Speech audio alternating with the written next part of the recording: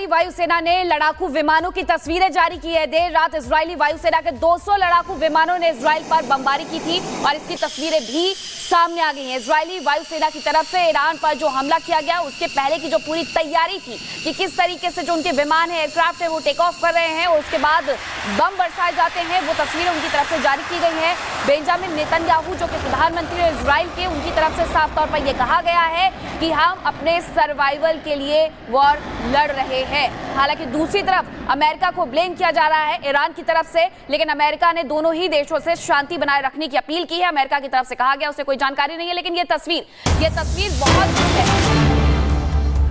और इसी बीच एक और बड़ी खबर आपको बता दें, इजरायली हमले में ईरान की टॉप मिलिट्री लीडरशिप साफ हो चुकी है। ईरान रेवोल्यूशनरी गार्ड के चीफ हुसैनी सलामी मारे गए हैं।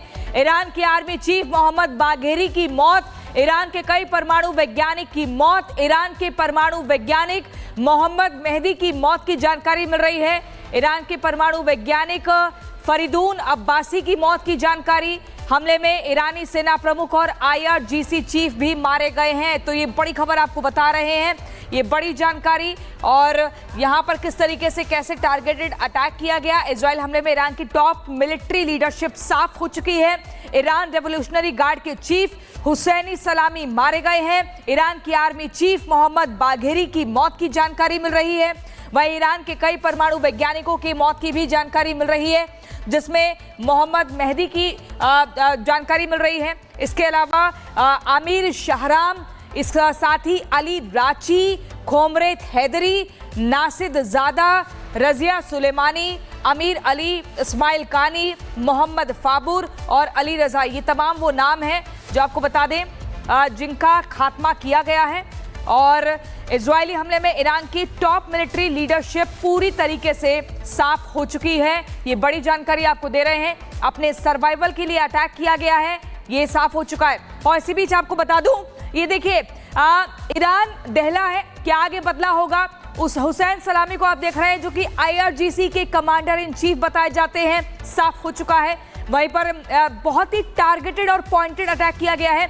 1980 में IRGC में शामिल हुए, ईरान इराक युद्ध में हिस्सा भी लिया। सीरिया, इराक, यमन में अभियान लगातार देखने को मिल रहा है। और वहीं आपको बता दें, मोहम्मद बाघेरी ईरानी के चीफ ऑफ स्टाफ 1980 में IRGC में शामिल हुए। ईरान की सैन्य को कैसे ताकत देनी है, मजबूती बढ़ानी है। वहीं आपको बता दूं, अगला नाम घोलेम अली रशीद का है, खत्मल अनबिया सेंट्रल कमांडर, ईरान इराक युद्ध में IRGC अधिकारी, IRGC कमांड नेटवर्क का एक बड़ा हिस्सा। वहीं अगला नाम आता है फरीदून अब्बासी का, जो कि ईरान की AEOI के प्रमुख परमाणु भौतिकी में PhD कर चुके थे। वहीं 1979 में IRGC में ये शामिल हुए।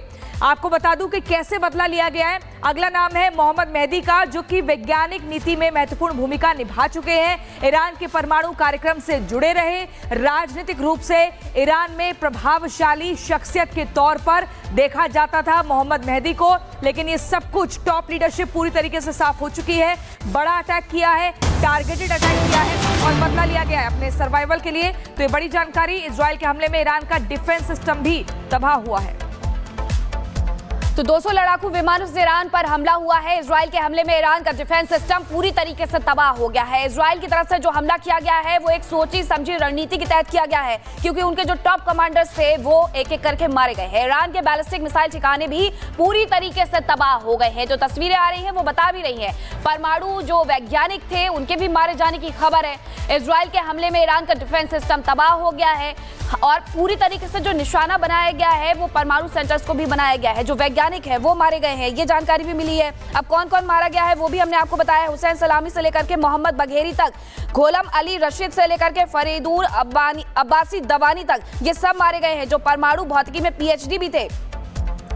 तो ये एक बड़ा हमला हुआ है। शैलेंद्र सर लगातार हमारे साथ बने हुए हैं। इस हमले को जब हम देखते हैं, साफ पता चलता है कि एक लंबी प्लानिंग और उसके बाद ये टारगेटेड अटैक। जय हिंद, नमस्कार। देखिए, ईरान के खिलाफ कोई भी स्टेप अगर इजराइल लेता है तो आप ये मान लीजिए वो एक्सट्रीम स्टेप होगा। वो कभी ये नहीं कोशिश करेंगे कि चलिए 1 2 3 4, नहीं, वो कोशिश करेंगे 100 के 100 जो उनके टारगेट पर है वो सारे मारे जाने चाहिए, वो सारे ऑब्जेक्टिव अचीव होने चाहिए। और सबसे बड़ी बात, इस सब के पीछे कौन है?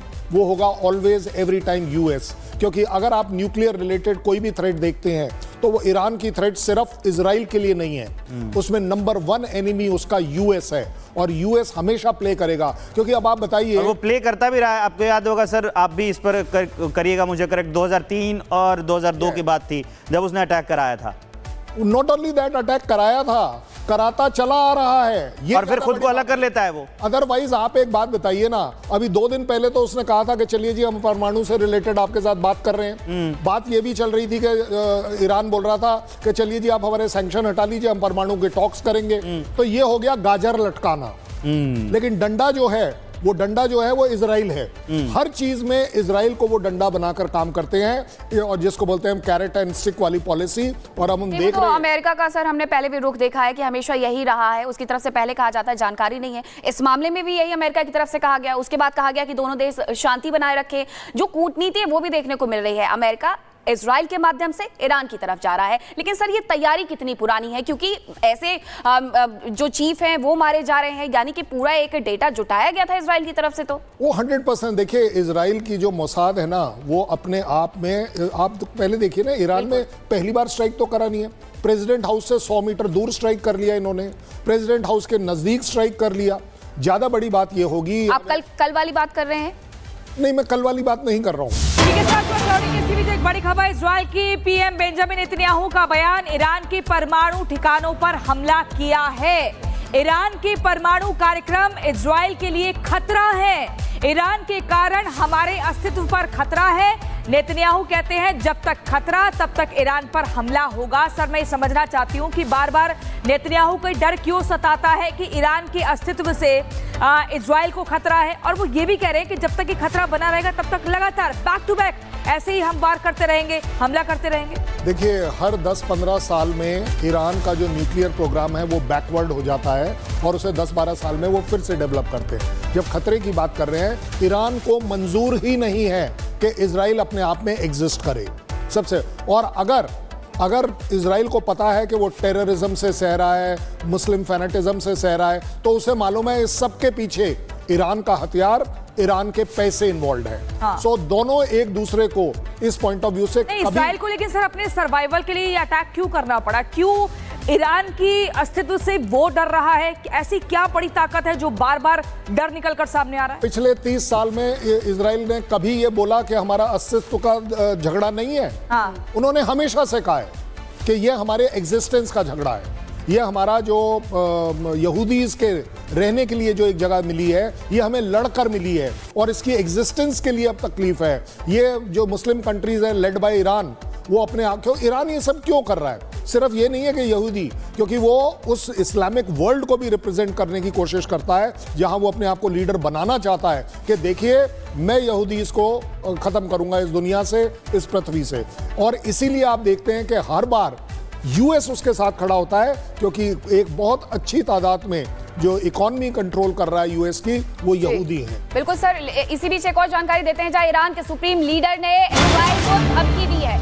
इजराइल को भारी कीमत चुकानी होगी, खामनेई ने ये बड़ी धमकी दे दी है। हालांकि सर हाई लेवल मीटिंग दोनों ही देशों में चल रही है, और ये जायज सी बात है कि जहां एक्शन लिया जाएगा वहां ऑपोजिट रिएक्शन भी देखने को मिलेगा। अब खामनेई भी वही कह रहे हैं। नहीं, बट खामेनी को ये नहीं पता ना इस बार कि अब अगर तुमने कुछ किया तो फिर इजराइल करेगा, और इजराइल इस बार जब नेक्स्ट टाइम करेगा तो आप अपना एयर डिफेंस कहां से लाओगे, अपनी डिफेंस मैकेनिज्म कहां से लाओगे? इस समय क्या करेंगे खामेनी?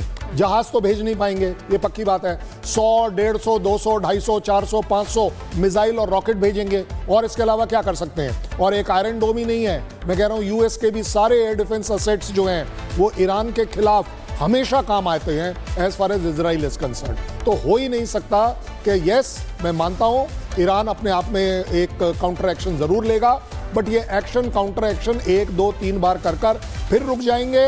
1 महीना, 2 महीना, 3 महीने बाद ये लड़ाई ज्यों की त्यों रहेगी।